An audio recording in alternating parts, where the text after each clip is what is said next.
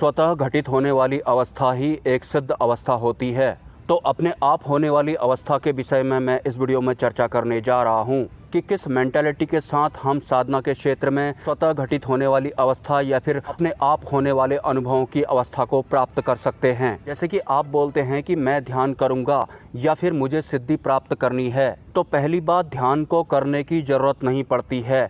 इस पृथ्वी का हर एक इंसान पहले से ही ध्यान में होता है, लेकिन वो अपनी ध्यान की अवस्था से अवेयर नहीं होता है, मतलब सजग नहीं होता है या फिर जागृत नहीं होता है, आप ये कह सकते हैं। लेकिन अपनी ही ध्यान की अवस्था से हम जागृत क्यों नहीं होते हैं या फिर अवेयर क्यों नहीं होते हैं? क्योंकि हम इस फिजिकल वर्ल्ड में यानी कि सांसारिक लिप्तता में पूर्ण रूप से रमे हुए होते हैं। तो जो एक्चुअल हमारी ध्यान की अवस्था होती है वो सुप्त अवस्था में चली जाती है और ये फिजिकल वर्ल्ड हमारे ऊपर हावी हो जाता है। उसके बाद हम ये कहने लगते हैं कि मैं ध्यान करूंगा, जबकि ध्यान में तो हम पहले से ही होते हैं, लेकिन इस फिजिकल वर्ल्ड की लिप्तता की वजह से हम अपनी उस अवस्था से दूर हो जाते हैं। और जब हम साधना के क्षेत्र में आते हैं तो वहाँ भी हम ये कहते हैं कि मुझे सिद्धि प्राप्त करनी है, जबकि सूक्ष्म जगत की जितनी भी ये रिद्धियाँ सिद्धियाँ होती हैं, लाइक यक्ष, गंधर्व, किन्नर, कुबेर, नाग, अप्सरा, यक्षिणी, योगिनी, भैरवी या फिर खुसुर फुसुर करने वाली रिद्धियाँ सिद्धियाँ, ये सभी पहले से ही सिद्ध होती हैं, इन्हें सिद्ध करने की जरूरत नहीं पड़ती है।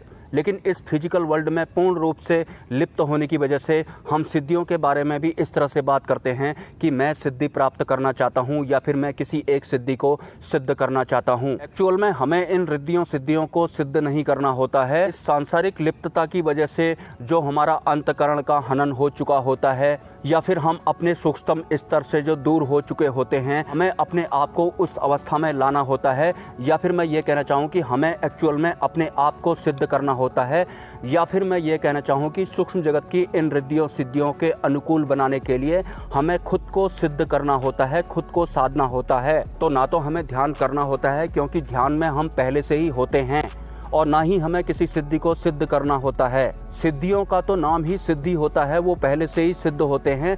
हमें अपने आप को सूक्ष्म जगत की इन व्यवस्थाओं के अनुकूल बनाना होता है। और एक कमेंट मुझे आया था कि साधना के दौरान जो मच्छर काटते हैं उनके विषय में आप क्या कहना चाहेंगे?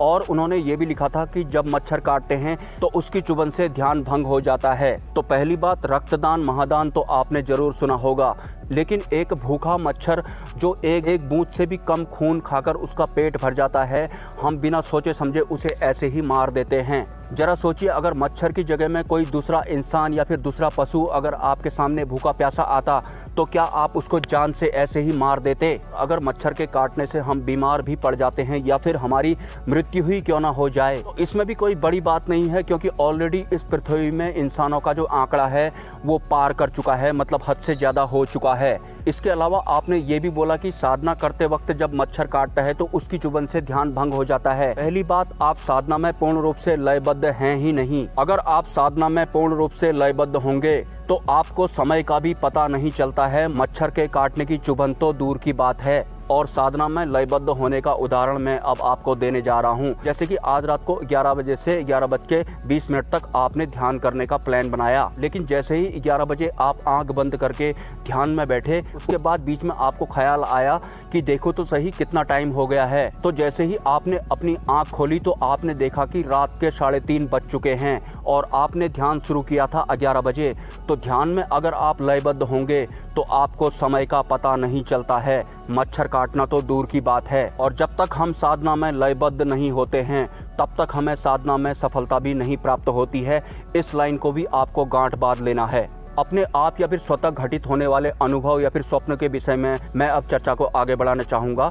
जैसे कि हम जब रात में स्वप्न देखते हैं तो वो स्वप्न हमारे कंट्रोल में नहीं होते हैं, और जब तक हम जो भी स्वप्न देख रहे होते हैं तब तक वो स्वप्न हमारे लिए सच्चा होता है। लेकिन जैसे ही सुबह हमारी नींद खुलती है तो हमें ज्ञात होता है कि अरे ये तो कोई स्वप्न था। तब जाकर हमें पता लगता है कि मैं तो स्वप्न देख रहा था। लेकिन नींद में जो भी स्वप्न हमें अपने आप ही घटित हुआ था वो इसलिए घटित हुआ था क्योंकि उस वक्त हम अपनी फिजिकल अवस्था से दूर जा चुके थे और अपनी सूक्ष्म अवस्था में पहुंच चुके थे। और अगर आप एक साधक हैं तो या तो आप फिजिकल अवस्था में ही रह सकते हैं या फिर आप सूक्ष्म अवस्था में ही रह सकते हैं। आधा फिजिकल अवस्था और आधा सूक्ष्म अवस्था के साथ साधक सफल नहीं हो सकता। जैसे आपने ध्यान करने के लिए अपनी आंखें बंद की और ध्यान की गहराई में जाने के थोड़ी देर बाद आपको एक लाइट यानी कि एक प्रकाश पुंज दिखाई पड़ता है, तो आप उस प्रकाश पुंज में कंसंट्रेट करके जबरदस्ती देखने की कोशिश करते हैं और आपकी उस अवस्था में आपका ईगो भी शामिल हो जाता है और आपके दिलो दिमाग में इस तरह का विचार आते हैं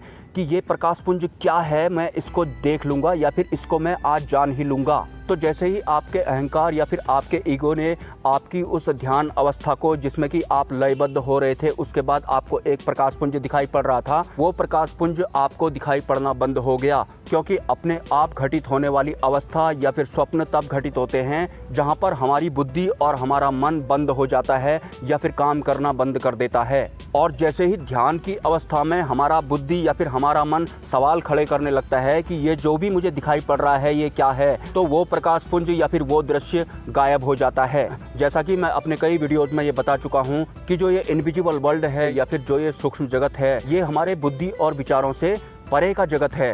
तो जहाँ जहाँ सूक्ष्म जगत में हम अपनी बुद्धि और विचारों का या फिर मन का इस्तेमाल करेंगे, उसे जानने की कोशिश करेंगे, तो हम अपनी उस अवस्था को खो बैठेंगे, चाहे वो अपने आप घटित होने वाली अवस्था या अनुभव ही क्यों न हो। जैसे हम जब रात में कोई स्वप्न देख रहे होते हैं, उस वक्त तो हमारा दिल और दिमाग काम नहीं कर रहा होता है, मतलब सुप्त अवस्था में चला गया होता है। इसलिए जो भी स्वप्न हमें दिखाई पड़ रहा होता है, हम उसे आराम से देख रहे होते हैं और जी भी रहे होते हैं। वो स्वप्न हमारे लिए बिल्कुल सच होता है।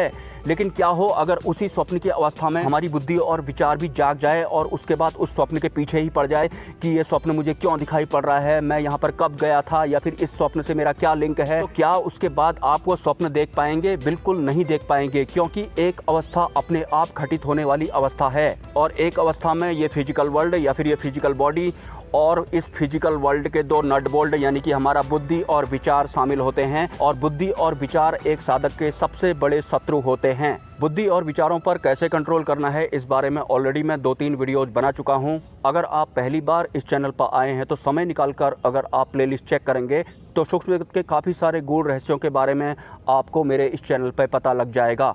और आने वाले कुछ दिनों में मैं सूक्ष्म जगत के कुछ और गूढ़ रहस्यों को उजागर करने वाला हूं। लेकिन जैसा कि एक साधक हमेशा से जनशून्य स्थान को तरसता आया है, तो मेरे साथ भी इस तरह की अवस्थाएं चलती रहती हैं। उस वजह से ही मेरे वीडियोज नहीं आ पाते हैं। एक साधक के लिए जनशून्य स्थान अमृत की तरह काम करता है। हालांकि इस वीडियो में मैं कैलाश पर्वत के कुछ गूढ़ रहस्यों को भी उजागर करने वाला था कि कैलाश पर्वत के एक विशालकाय पत्थर में संस्कृत में लिखा हुआ है कि अत्र अग्रे न गच्छति। इसका हिंदी में मतलब होता है यहाँ से आगे नहीं जाना है। इसके अलावा कैलाश पर्वत के समीप जिस मानसरोवर झील या फिर जिस ब्रह्मताल में आप घूमने जाते हैं, एक्चुअल में वो मानसरोवर झील या फिर वो ब्रह्मताल या फिर वो राक्षस ताल ओरिजिनल नहीं है। तो ओरिजिनल मानसरोवर झील, ब्रह्मताल या फिर राक्षस ताल के बारे में इस वीडियो में ही मैं चर्चा करने जा रहा था, लेकिन समय के अभाव की वजह से मुझे इस टॉपिक को यहीं पर पॉज करना पड़ेगा। अगर आपके कोई सवाल हैं तो आप मुझे कमेंट कर सकते हैं, और अगर आप इस चैनल को सपोर्ट करना चाहते हैं तो इसी वीडियो के कमेंट सेक्शन में आपको एक UPI ID मिल जाएगा।